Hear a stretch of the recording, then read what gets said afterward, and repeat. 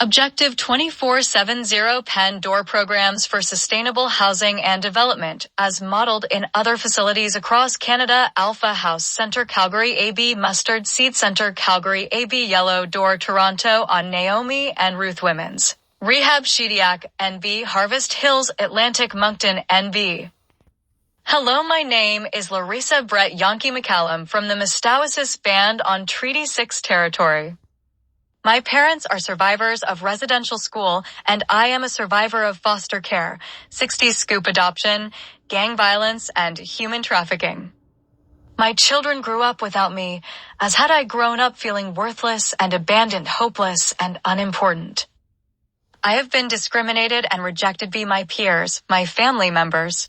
I sought out unhealthy relationships and behaviors which ended up in chaos, which I have now healed from those experiences through my faith and my determination only have from God.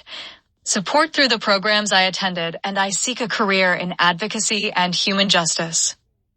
I was abandoned and sold in Northern Ontario. When I escaped, I was shipped all over Ontario women's shelters, frightened, paranoid, and alone, with no other options except to better my life, and for the grace of God, I have found that courage to speak up about the way I have been treated for many of years.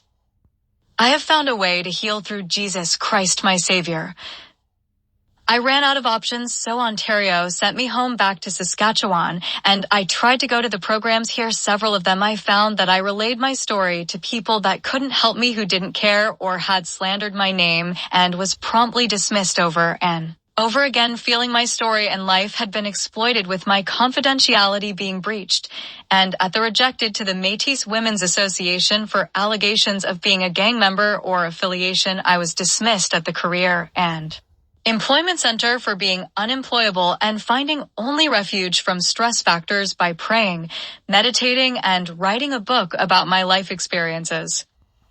I was requested to be on a YouTube video page for my story. I'm going to church. I found that I was reliving my past every time, explaining myself, exhausting my efforts for a better life. I surrendered this to God, and I prayed for an answer, and this is what I got. Talk to the people about what is going on. We need a program that has all of these resources in one place, and there has been proven through many people that have recovered through from their addictions and living are homeless on the street.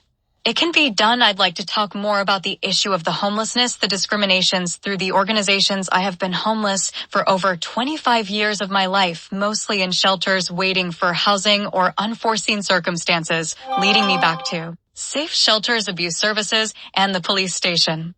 And sometimes jail. I've had often of the discrimination and prejudice that most people who are homeless, dirty, and stuck. We need some more solutions. We need to put money into the community instead of pockets. I'm willing to match my money to rebuild the city by contributing some of my cows and plows inheritance, or even 50% of it.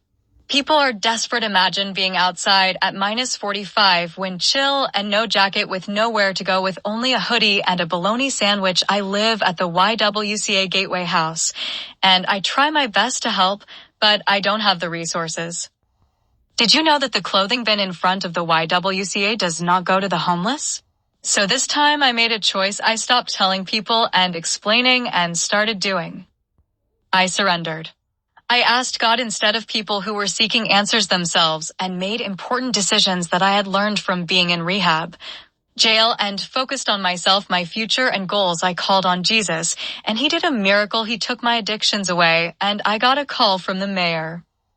I no longer seek self-defeating and toxic relationships, and I help anyone who needs help, and I have healthy boundaries, and I have hope for my community, so please, Mr. Mayor, I would like to challenge the situation with the knowledge I've gained from my experiences to better the community's well-being, and recommend the similar programs that I have attended in Moncton NB, Shediac NB, Calgary AB, Toronto ONT, Thunder Bay ONT, and bring my ideas of having a place that anyone, any age, all-inclusive center where a person can come in wrecked, lonely, dirty, and desperate, and have time to make choices that would improve the quality of life with levels of sobriety, health, self-worth, and leave with a whole new attitude.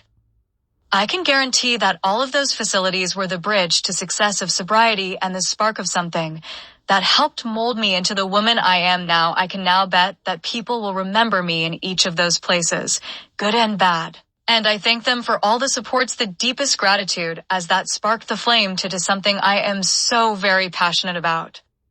My people, my brothers and sisters that are on the street and need this 24/7 volunteer-based level system of wellness with traditional indigenous teaching and education. Escalade Homes have a pre-made trailers that would house hundreds permanently. Families could reunite, crime would go down, and people would thrive and be a productive member of a community. It's time for new ideas and ways of dealing with the need and desperation for our people that live in Treaty 6 territory. I thank you for your time and your attention to my letter, and I hope this has sparked some light on some of the issues that are going in the city of Prince Albert. Sincerely yours, Larissa Brett Yonke McCallum from Mestawasis Band.